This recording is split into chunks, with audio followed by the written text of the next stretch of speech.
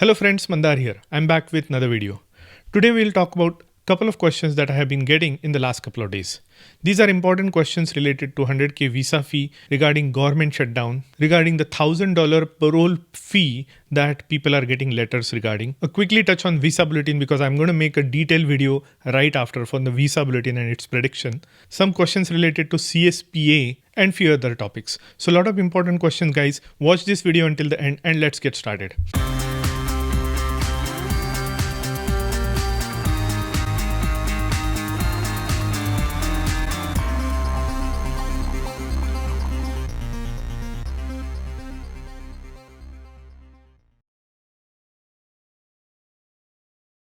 If you are here for the first time, welcome. My name is Mandar and I make immigration and lifestyle related videos for US and Canada. I'm not an immigration lawyer, so anything that I say on this video or on my channel is for information purpose only. And for your specific immigration needs, before you take any action, you should hire a competent immigration lawyer. Now check out the links in the description because those are affiliate links and you might find something interesting. It will also help the channel. And while you're down there, hit the like button.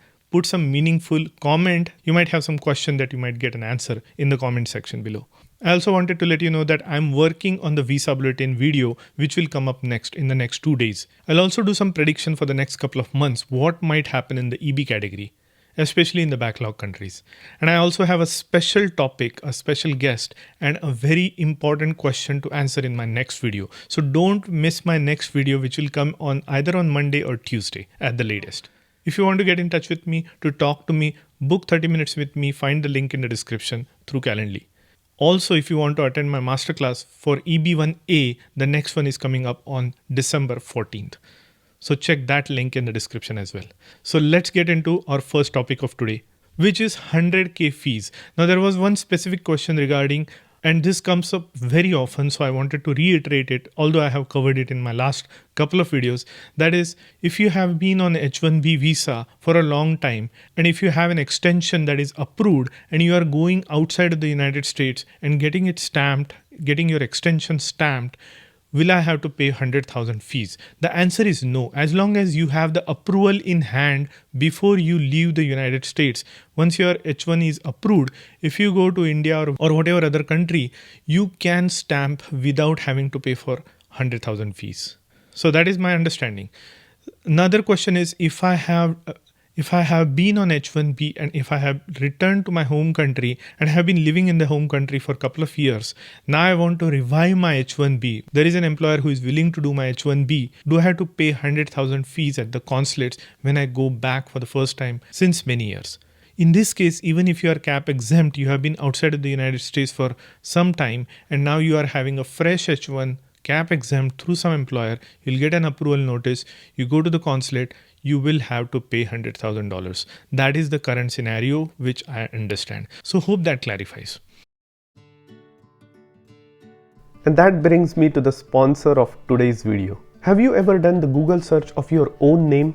Look what I have found when I did mine. Here's what comes up. While some of this information is relevant, the other makes me uncomfortable that my information is exposed for a sale like this. Data brokers sell your information to scammers, spammers, or anybody else who may want to target you.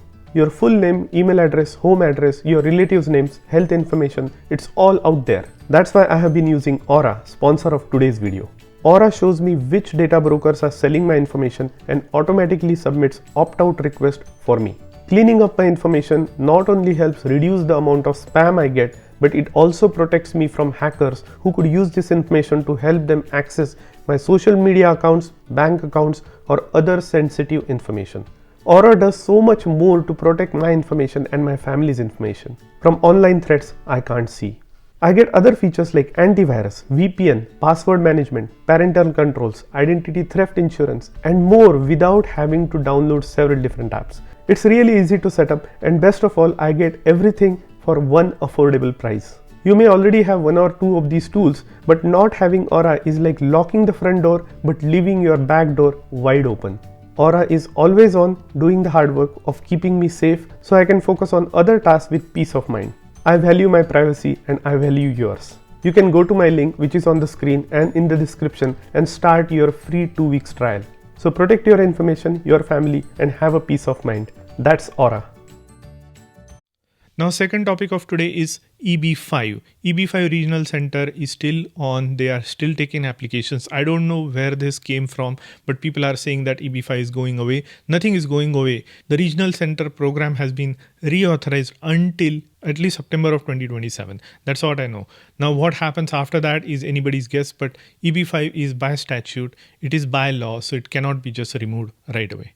So that's my understanding. Third, CSPA question, and this is very specific question. I have made special videos on CSPA, and if you have a unique scenario regarding your child, whether they age out or not under certain scenarios, contact me on my Calendly, book some time with me, and I will explain the exact scenario, whether your child is locked in or not. That is a very important question, Unite. And what are the options that you should consider if you have children that are at risk of aging out?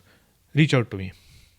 Now, one question is, if my date was current at the time of application of 485 and 140 all concurrent filing for say EB1 category, EB1A or EB1C, and then the dates retrogress before my I-140 was approved, will that be an issue? Now, this is a gray area. There could be an issue. At the time when you applied, CSPA calculation says that at the time when you applied, if there was a visa number available for you, so if your date was current in the final action chart at the time of application of 485, then your child is locked in. Now the question is, some people have got rejections because although that their date was current in the final action chart at the time, they did not have an I-140 approval. They had applied for I-140, 485 EAD and AP at the same time concurrently because the date was current.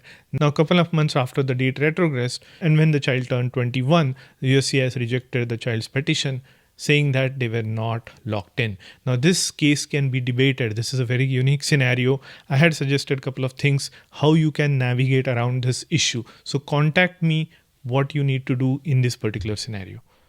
Now, government shutdown has ended. There is no more government shutdown. All the agencies should be back to normal processing.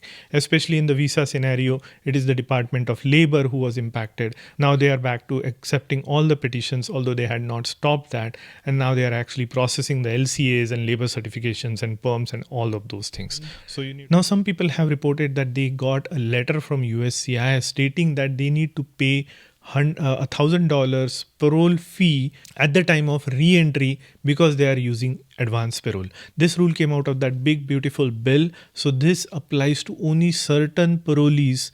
Pending adjustment of status is not in that category. So if you have a pending I-485, pending adjustment of status, and if you are using advanced parole, you are not obligated to pay that $1,000 fee for parolee. So you can take that letter, you can take the snippet from the USCIS website. I can give you the link to that, and you can carry it along in case the visa officer does not know the rules.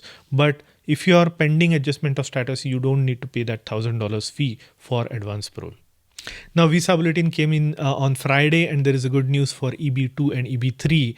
The dates in the final action chart moved forward, which is great news. I want to cover this topic in detail, so watch out for my next video where I'm going to do a detailed analysis of these dates and also what could happen in the next couple of months in visa bulletin. I also have a very important question that I'm going to answer in my next videos, which I'm working hard on it. So watch out for that video on Tuesday or maybe on Monday or Tuesday.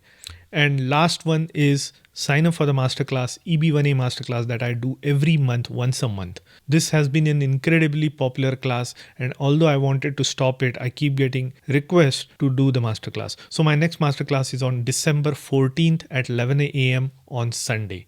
So if you haven't signed up for it, if you are interested in knowing all the intricate details of all the criteria, what are the documentation needs, what are the pitfalls to avoid, and so on, sign up for the masterclass on December 14th. With that said, I'll end here. If you like the content of this video, hit the like button and consider subscribing to my channel, and I'll see you in the next one.